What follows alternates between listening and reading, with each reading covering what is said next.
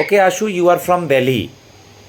Yes, sir. We have recently celebrated 26th of January Republic Day. Okay, tell me something about it.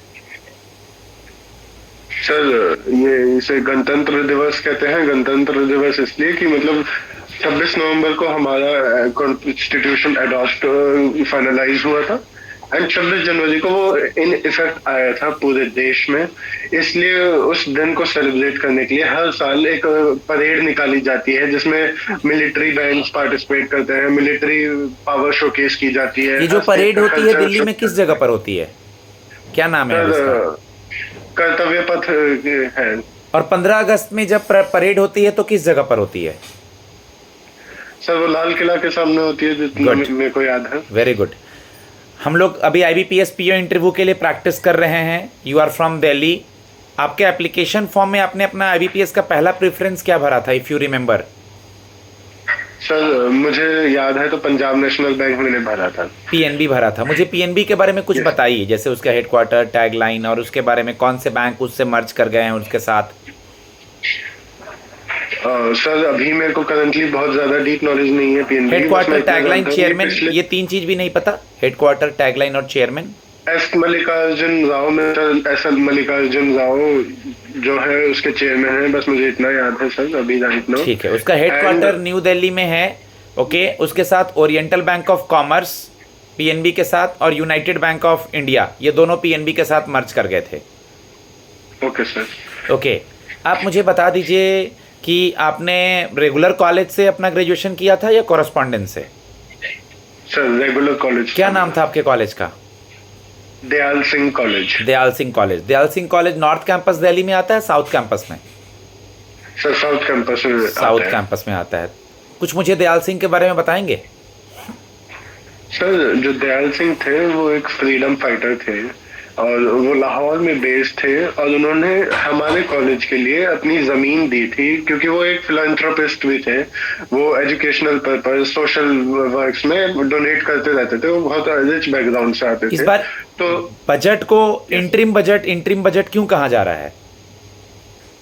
Sir, जब कोई budget election year में आता है और 2-3 महीने के गैप पे इलेक्शंस होने होते हैं तो फिर सरकार जो है बस एक टेम्पररी बजट लाती है जिसे कहा जाता है इंटरिम बजट। बजट के पहले इकोनॉमिक सर्वे आता है, तो इकोनॉमिक सर्वे का फिनेंशियल ईयर क्या होता है और बजट का फिनेंशियल ईयर क्या होता है? सर, जो बजट का फाइनेंशियल ईयर, जैसे अभी बजट आया है उसका फाइनेंशियल ईयर होगा 2024 से 25 और जो इकोनॉमिक सर्वे होता है उसका फाइनेंशियल ईयर होता है 23 से 24। बजट में अगर मैं आपसे ही पूछूं कि आपने क्या कोई 1-2 स्कीम या कोई इंपॉर्टेंट चीज़ें पढ़ी हैं जो मुझे बताना चाहेंगे? अभी जो बजट आया है 1 फरवरी को, जो कि 2 फरवरी को न्यूज़ में था। Yes sir. मीन्स न्यूज़पेपर में। इसमें सर मेरे को 2-3 चीजें ही अभी याद आ रही जो है आपको कि खुद income से याद आ tax- रही है, या तो टैक्स स्लैब से रिलेटेड या कोई स्कीम से रिलेटेड, आप मुझे बताइए कि हाँ सर ये था, उसको एक्सप्लेन भी आप खुद करें जो आपने पढ़ा है। मैं आप पे ही दे रहा हूँ चांस। Sure sir.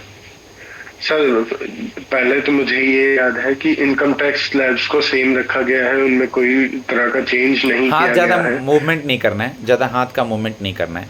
या कंटिन्यू।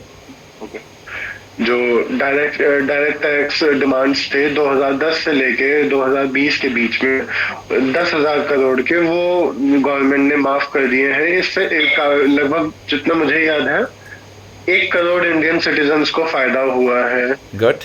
और इसके अलावा मुझे याद आ रहा है कि फर्टिलाइजर्स में गवर्नमेंट ने पुश करने की कोशिश करी है, फर्टिलाइजर्स का इंडियन प्रोडक्शन। एंड हाँ, फेम स्कीम जो है फॉर इलेक्ट्रिक व्हीकल्स, उसके लिए उन्होंने 44% बजट कट किया है। अभी ये सोलर पैनल करके कोई स्कीम या सोलर पैनल क्यों न्यूज़ में था इधर कुछ दिनों से?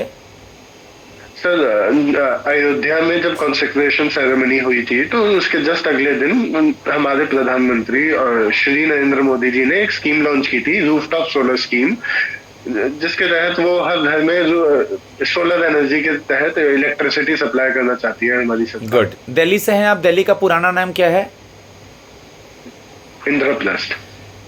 अभी दिल्ली में कुछ दिनों में राष्ट्रपति भवन के अंदर जो गार्डन है वो कॉमन मैन के लिए फ्री घूमने के लिए खोला जाएगा, जो गार्डन है, तो उस गार्डन का पहले क्या नाम था, अब क्या नाम है? सर पहले नाम था मुगल गार्डन एंड अभी नाम है अमृत उद्यान। पेटीएम अभी क्यों न्यूज़ में है? पेटीएम और आरबीआई, आरबीआई क्या कह रहा है? वीडियोस में है, न्यूज़पेपर में है, इसके बारे में कुछ बताएंगे? Yes sir. सर आरबीआई जो है रेगुलरली मॉनिटर करता है फिनटेक कंपनीज को, बैंक्स को। तो जब उसने आरबीआई ने पेटीएम को ऑब्जर्व किया, इंटरनल ऑडिट रिपोर्ट्स चेक करी, तो उन्हें पेटीएम के वर्क्स में काफी ज्यादा इरेगुलरिटीज दिखी। और इससे पहले भी आरबीआई ने पेटीएम के ऊपर 5 करोड़ का फाइन लगाया था। एंड फिर अब एक फाइनल डिसीजन में आरबीआई ने ये लिया कि वो 29 फरवरी से पेटीएम को अलाउ नहीं करेगा कोई भी नया कस्टमर ऑनबोर्ड करने के लिए। फास्टैग सर्विसेज भी 29 फरवरी तक चलेंगी। एंड कुछ सर्विसेज है जो पेटीएम पेमेंट्स बैंक कर पाएगा, but most of the services are banned for Paytm. Okay, you are a computer student, tell me what is cryptocurrency? Sir, cryptocurrency is a type of digital currency which is decentralized and deregulated. उसे किसी भी तरह का central bank regulate नहीं कर सकता, और ये एक ब्लॉकचेन टेक्नोलॉजी पे काम करती है। What is blockchain technology? Sir blockchain technology में जो डेटा होता है वो ब्लॉक्स की फॉर्म में स्टोर होता है, और वो ब्लॉक्स आपस में कनेक्टेड होते हैं। एंड इसमें सेफ्टी फीचर्स काफी ज्यादा होते हैं ब्लॉकचेन टेक्नोलॉजी में, तो इसलिए इसे क्रिप्टोकरेंसी के लिए यूज होती है ये technology. What is CBDC, central bank digital currency?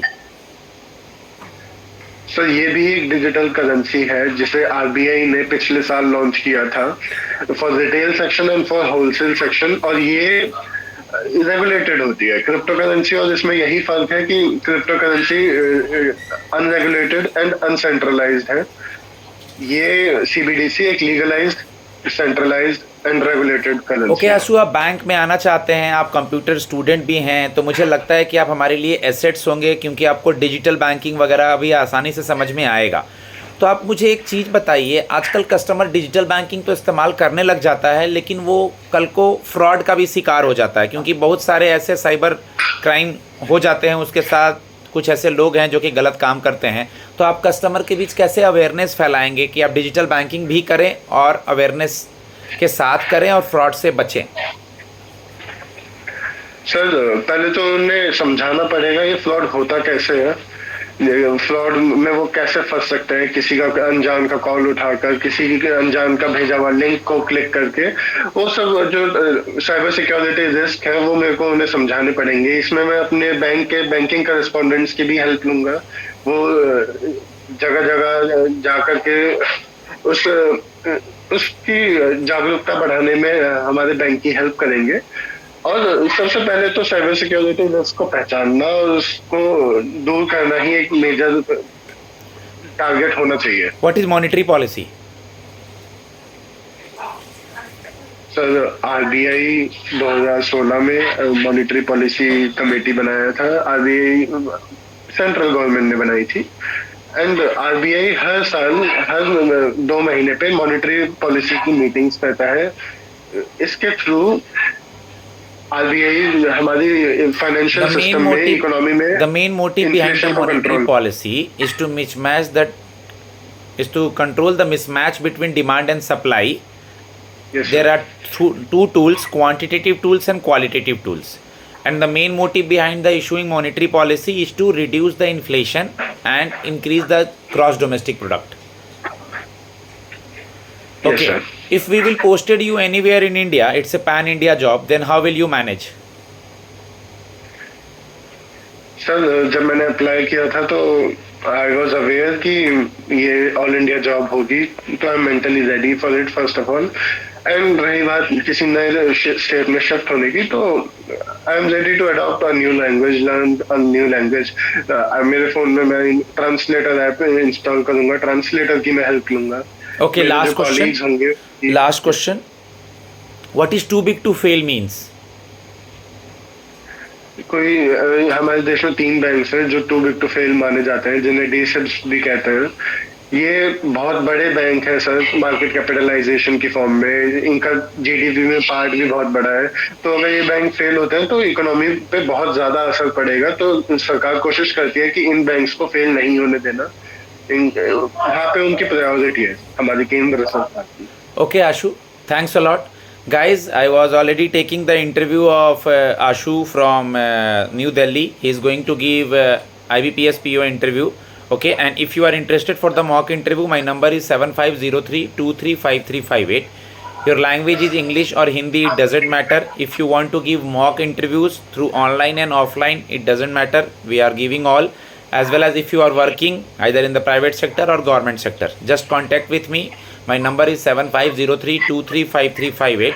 For mock interview, I will provide in afternoon, in morning and in evening session. Okay, I will manage the time for the students, and if you are interested for the class also, just text me on my number. Thanks a lot. God bless you all.